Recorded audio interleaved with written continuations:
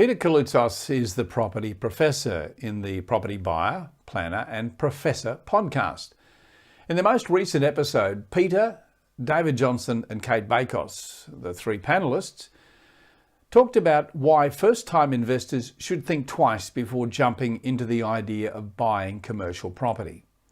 So here, Peter and Cate Bakos join us to recall the highlights from their discussion on the podcast, and in particular the pros and cons that many first-time commercial property investors don't think about.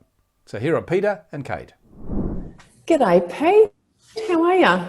I'm very, very good, Cate. How are you? Yeah, really well. After our last show, we chatted about commercial property. And so I wanted to delve into that with you today and ask you some burning questions about some of the stuff that we covered and some of your insights. So the first one that I found intriguing was when Dave covered off the different types of commercial property. Can you share with us some of the breakdowns? Yeah, so commercial property is generally broken down into office property, retail property and industrial property. Each one of those has its own categories. Like office property can be, or commercial property can be also broken down into A grade, B grade, C grade, D grade, premium grade, depending on where it is, how new the building is. But generally for property investors, if they're looking to invest in property and commercial property, they have to choose between office property, retail property and industrial property. Yeah, interesting. So when we contrast commercial as a whole against residential property, what are some of the key differences? All right, so commercial, one of the beauties about commercial property is it's relatively hassle-free because the tenant has to deal with a lot of the repairs and the maintenance and they pay the insurance, they pay the council rates, they pay the water rates. But the key word there is generally.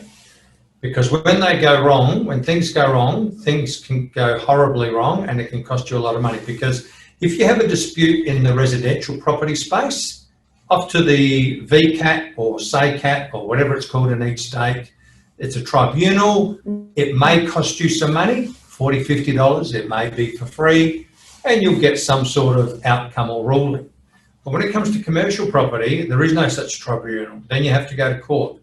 And court generally means lawyers, solicitors, and depending on which court you go to, is it the magistrate's court, is it the Supreme Court, is it the district court, will determine possibly how much you will need to pay, how long the case will go for. And of course, like any argument or dispute, there's no guarantee that you're going to win. So certainly hassles, if you don't mind dealing with the residential tenancy hassles, which are generally week-to-week type things, great. If you're happy to let it sit to one side, but understand that one day when there are some hassles it may cost you a lot of money, then commercial property is a way to go. Leases is another one. Generally, residential property leases are 6 to 12 months. Commercial property leases are often longer, 3 years, 4 years, 5 years. Plus, they have something called an option. So the tenant might say, look, I'm happy to stay here for 3 years, but I want the option to stay on for another 3 years, depending on how business goes, how the economy goes, and then maybe another 3 years after that and so on. When it comes to leases, generally residential property leases are standard, 3-4 pages long. And the only thing that's different between one residential property lease and another is the landlord, the tenant, how much rent they're paying and the address. But commercial property leases, 40 pages, 50 pages, even more, generally drafted by a lawyer or a solicitor and interpreted best by a lawyer or solicitor. Great point. You know, it can be a flexible and rigorously negotiated arrangement for sure. Now, what advice would you give to investors who are thinking that going down the commercial property path is the right way to go with their start into their investing journey?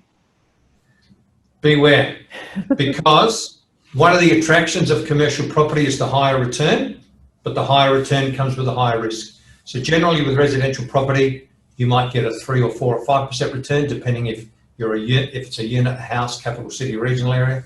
Commercial property, you can get 6, 7, 8, more than 10%, depending on if it's in a capital city, if it's in a regional or rural area. And generally the risk is vacancy, because from your residential property, when you lose a tenant, you'll probably find one the next day or the next week. But from your commercial property, it may take weeks or months to get a tenant. And something else that many people don't understand, because it's not written clearly on the lease, is there are often incentives. So the tenant might say, look, I'm happy to take a 4-year lease, but I want the first year rent free. So that's basically a 25% discount. When anyone looks at the first page of the tenancy or the lease agreement, it doesn't show that incentive. But they have an understanding that the first year is rent free. So look, if you're going to go for commercial property, good luck, but I wouldn't advise it as your first property investment. Get some experience with residential property and then look at commercial property. I mean, which sort of commercial property to buy? Well, that'll be a whole new episode, Kate. It absolutely is. There's a variety of them, as I've already said, but also COVID-19 has impacted, in particular, office properties a lot. Tell me a bit more about that, Pete. We touched on that. Yeah. So, look, in the immediate term, there will be a lot of businesses that don't come back to their premises after September. So the landlord's going to have some short-term pain. But in the long term, so far as office property is concerned, a lot of people have gotten used to working from home. Most employees like it, some employers like it, and it's not like all of us are going to work from home all the time, but certainly many of us are going to be working from home some of the time. So if I just give you some simple numbers, if the boss says half of you can work from home half of the time, then simply they only need half of the space.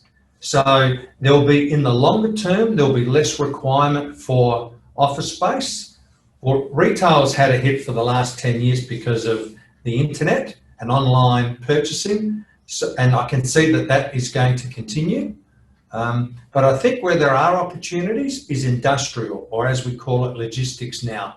Because instead of in your warehouse having just enough to get you by for the next few days or week or two, we're moving to something called just in case. And this has been brought about by COVID-19.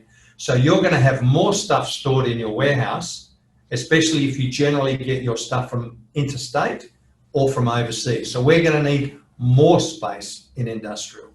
But if your industrial has the highest risk out of all of those commercial properties, because it also has the highest return.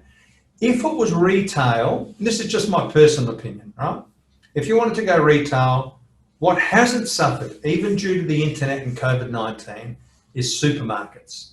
We're happy to shop online for many other things, and a few people are happy to shop online for their groceries, but most of the time, people want to go to the supermarket, even if it means wearing a mask and standing in line outside waiting your turn. So making sure that you have a supermarket as your anchor tenant. Anchor tenant means the most important one, or generally the one that takes up the most space, is one option. I'd be very wary of purchasing office property. The other option is buying commercial property, which has flexibility.